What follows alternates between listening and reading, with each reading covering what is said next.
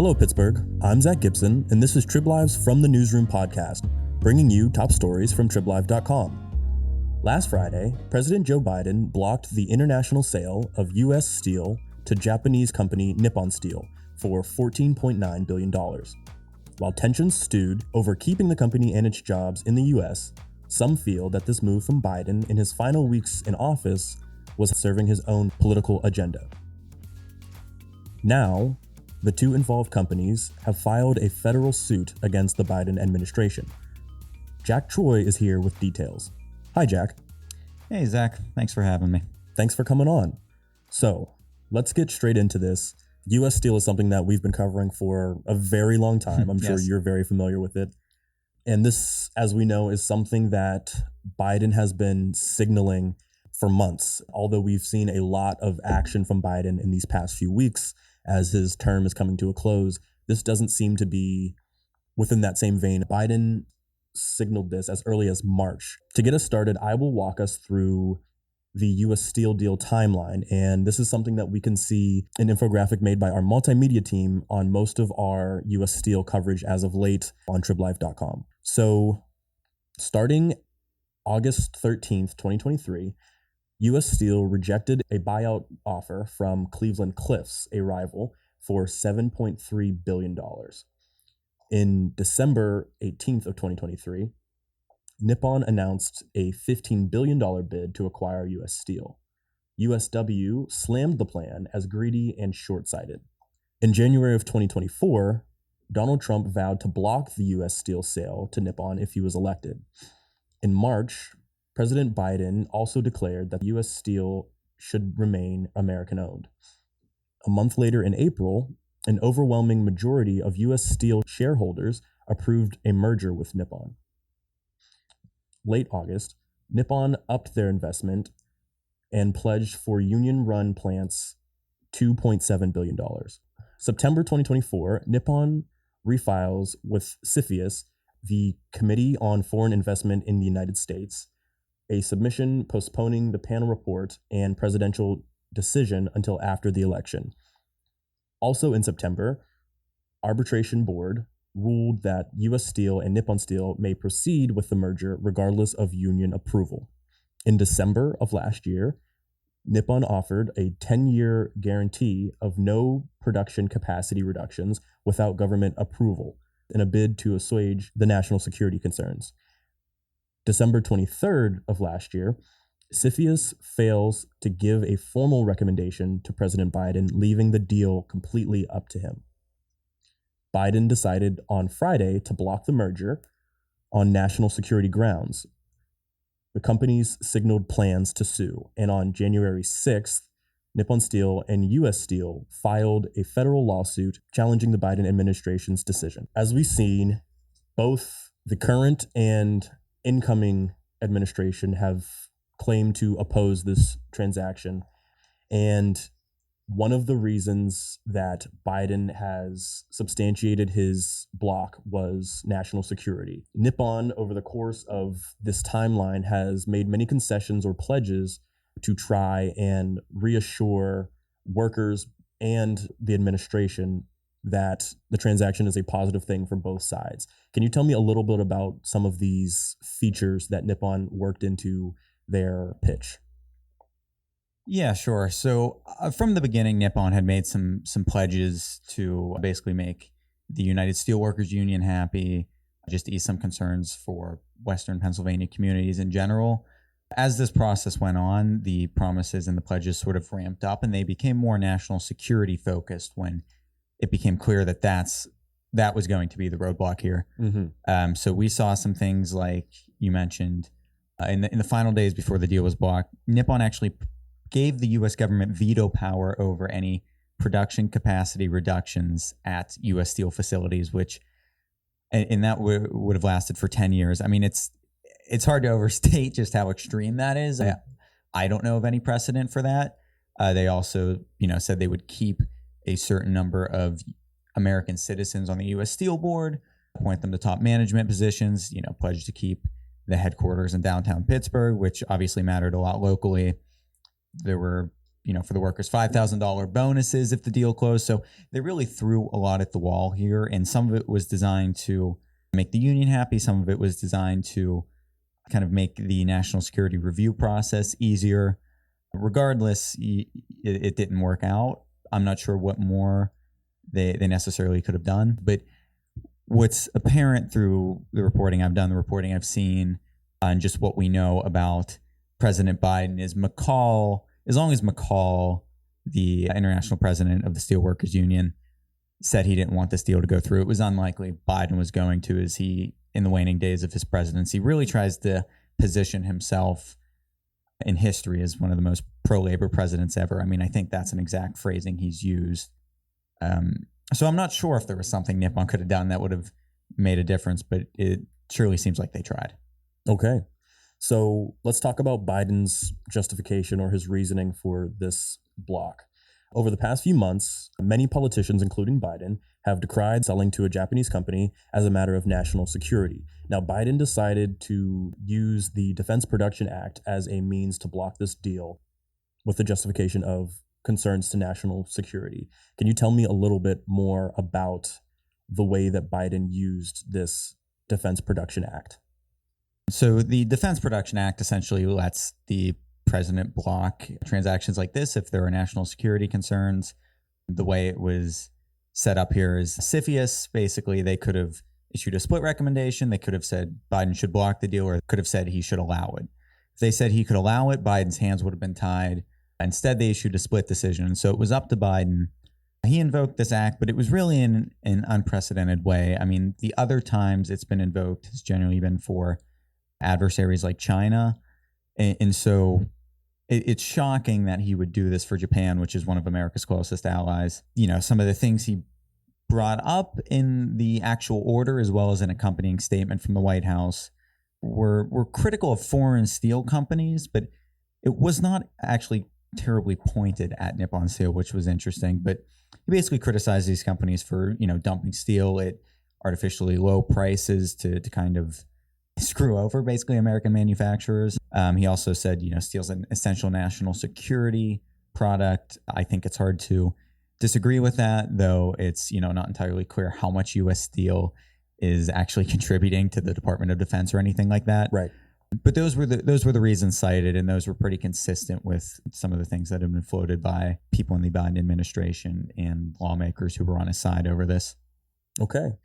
As you said, this is a very interesting way for this Defense Production Act to be used by Biden. This is the first time he's used it on an allied nation. The president previously used this action to block 8 transactions, 7 of which were with China and 1 with Singapore. President Biden said in a statement, "A strong domestically owned and operated steel industry represents an essential national security priority. Without domestic steel production and domestic steel workers, our nation is less strong and less secure." So, Jack, a little bit more on this deal. When will this block take effect? We know that Biden's order came on Friday, January 3rd. Right. And so that order came with basically a 30-day limit to, the exact wording was, abandon the transaction. And so we will get more into the lawsuit filed by U.S. Steel and Nippon. But essentially what they're trying to do is get this reversed. The lawsuit's plural, actually, but the one targeted at the Biden administration. They're trying to get this reversed before that 30 days is up, and they have to abandon the transaction. If the lawsuit succeeded, I don't know, after those 30 days, I don't know what would happen, if they would have to re-enter a new agreement. Right. But that seems to be the goal here, is to get some kind of relief from the court that would get rid of this 30-day clock. Let's talk about Nippon and U.S. Steel's response after Friday's action. They came out with a joint statement. Can you tell me about that? Are you referring just like right after the news, or are we getting into the law? Okay. Yeah, so after Biden had blocked the decision, they came out and essentially attributed it to politics. And it's hard to deny that there were politics involved here. Leading up to the election, Pennsylvania was obviously a big concern for Biden when he was a candidate. It was supposed to be the tipping point of the election, and U.S. Steel is headquartered here. There's the Mon Valley Works, right? Right. But even after the election, they're saying it was politically influenced. Again, like I said earlier, Biden maybe trying to position himself as this historically pro-labor president. Mm-hmm. And, along with the statement they had signaled we knew with a pretty high degree of certainty for months that they were going to pursue a legal action. We didn't know exactly what that might look like. Now we do. Yep. So after the announcement of Biden's block, part of their joint statement said that we are left with no choice but to take all appropriate action to protect our legal rights. The U.S. Steel CEO, David Burritt, he said that the company may even have to pull up stakes in the Mon Valley if they cannot find a buyer. So there is this sense of urgency and a lot of tension around this deal. And it seems like Nippon and U.S. Steel are going to do what they can to make sure this deal can happen. So Monday, they filed a lawsuit to challenge the administration's block. Nippon's chief executive, Eiji Hashimoto, says there's no reason to give up. Can you tell me more about what he said and about this suit?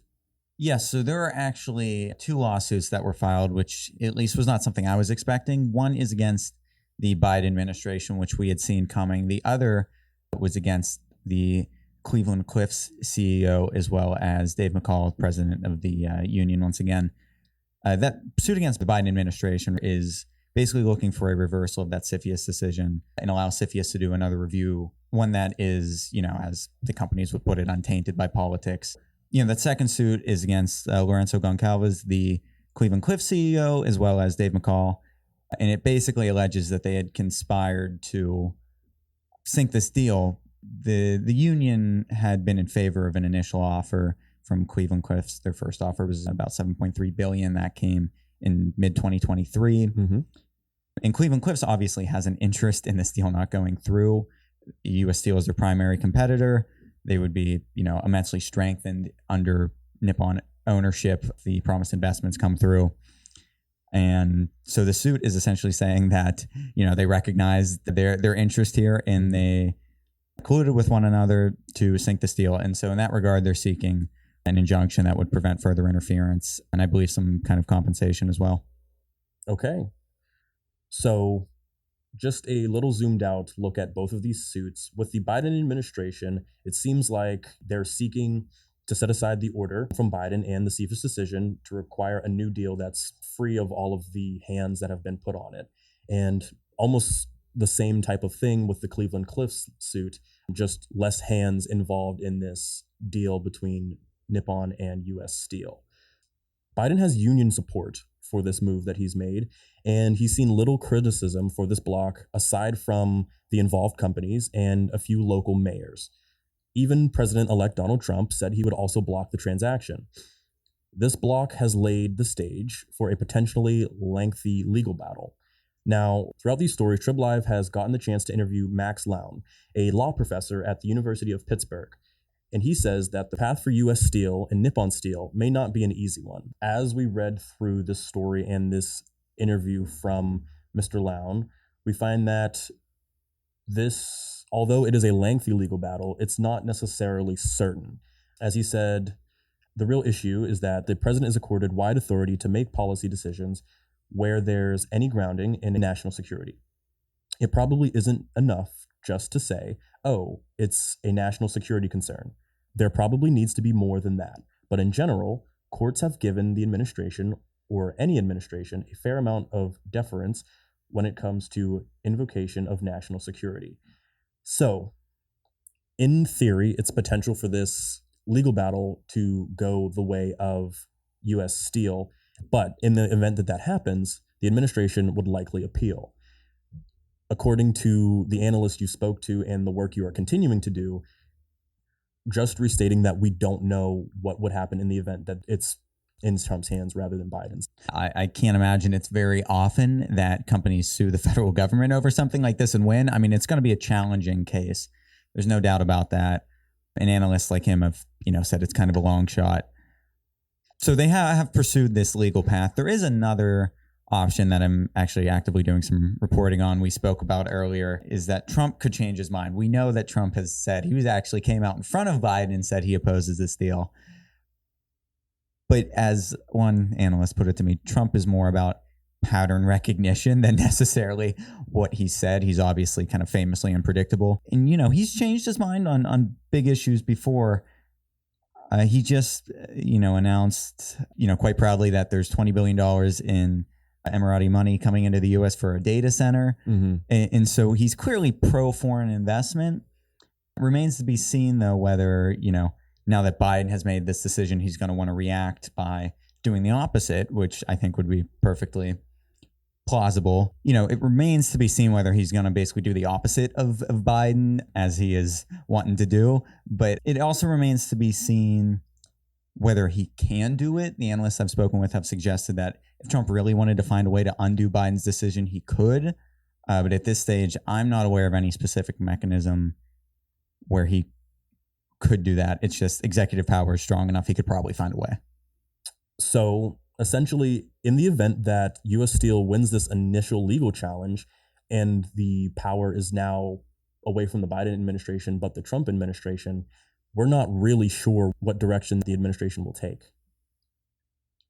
Well, I guess let me clarify the point I made earlier. It's possible Trump is unpredictable that he could go back on his word and attempt to allow this deal through, but we do not have any definitive indication of that. He's repeatedly said he's going to block this deal. And so if the CFIUS review essentially happened again, U.S. Steel and Nippon wins this lawsuit and it ends up back to Trump, we would expect the same outcome as Biden right now.